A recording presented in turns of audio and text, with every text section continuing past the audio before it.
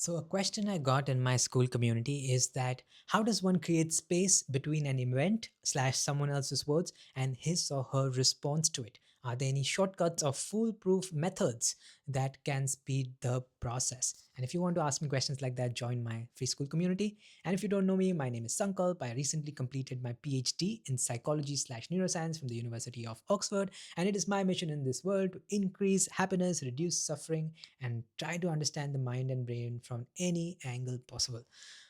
How do you create a distance between someone's words slash some triggering event and your response to it? And the meditator's phrase for it would be, how do you cultivate equanimity? How do you cultivate that sense of balance that no matter what's happening in the world, we are stable and not, like the waves of the world don't topple us too much. And I suppose the first discussion to have on this topic is an assumption I'm going to make, which is you are indeed in an environment that you want to be in. Oftentimes, we want to change our response to these triggering, difficult events, but those are not like bad things that you're having those responses, because they might be indicating that you're not in the right environment. Now in this case, I'm not assuming that, because the question assumes that we are with loved ones, and love means that you want to be in those places. So now, given that we want to be in that environment and you have, that's not the concern here, how do you not be bothered by things, stimuli that might be triggering, or lose your balance a bit, especially with loved ones? And there are a few answers to it. Let's start with the classic meditator's answer to this, which is you have to cultivate a sense of balance and equanimity.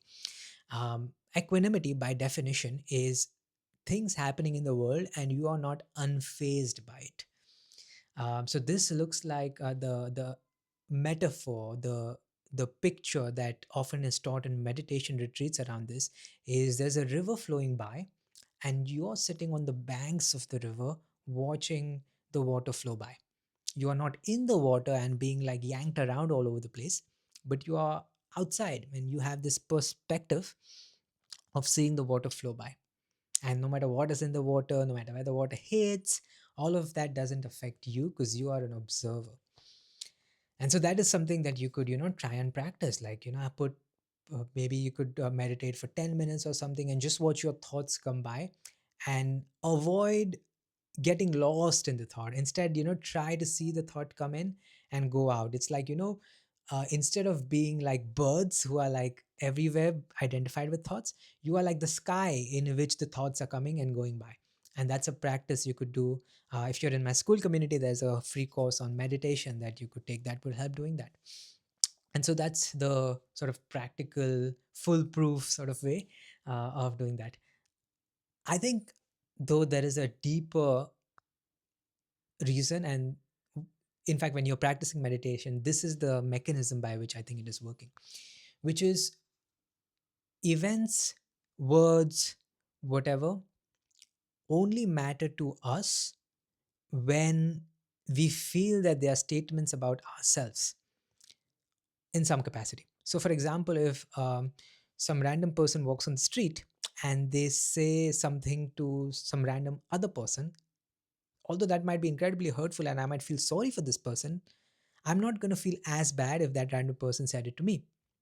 Similarly, if you make a statement about some random person versus my partner, my spouse, it's going to hurt me because of the my factor. Like my identity is entangled in it.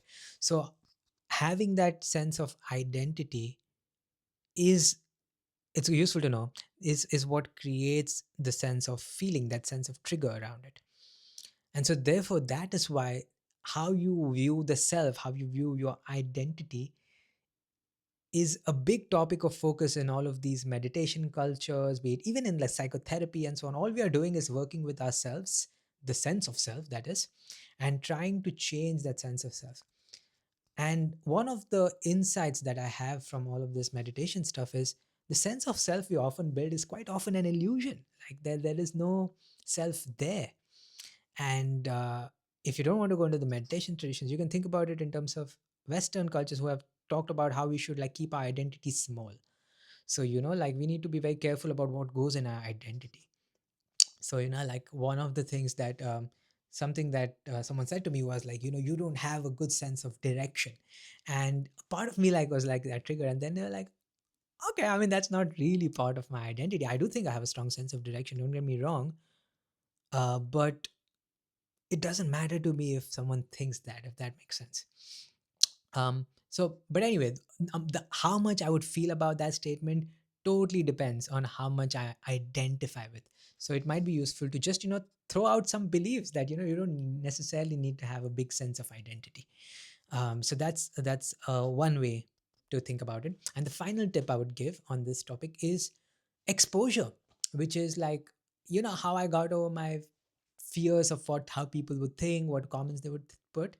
I just had a lot of rejection, and like I went out actively, tried to socialize, tried to make friends and all of that. And a lot of time most people don't care, like especially if they're walking and they're minding their own lives and they have things to do and so on, and they don't want to talk. That's fine, that's a rejection. And I got a lot of them, like so much so that that's normal. That's like that just means there was incompatibility there, and that's it. It doesn't like create that sort of a huge emotional spike that it would if you don't have exposure to it. So part of it is just like being used to that feeling of having that trigger, and just again this goes back to the mindfulness, and just feeling that fully, letting it come, letting it pass. And the more you do it, the easier it becomes, and more the space that it creates. But again, if there were like one answer to this question, it would be cultivate a sense of equanimity, which is done. One way to do it, of course, is through mindfulness. There's a free course in the school community. If you don't know what I'm talking about, there's a free online community called Emotional Intelligence Party, which I run for people who are into personal growth. It's private, it's application only. And so I look forward to seeing you. If you think you are the kind of person who values personal growth, I would love to see you inside. All right, bye bye.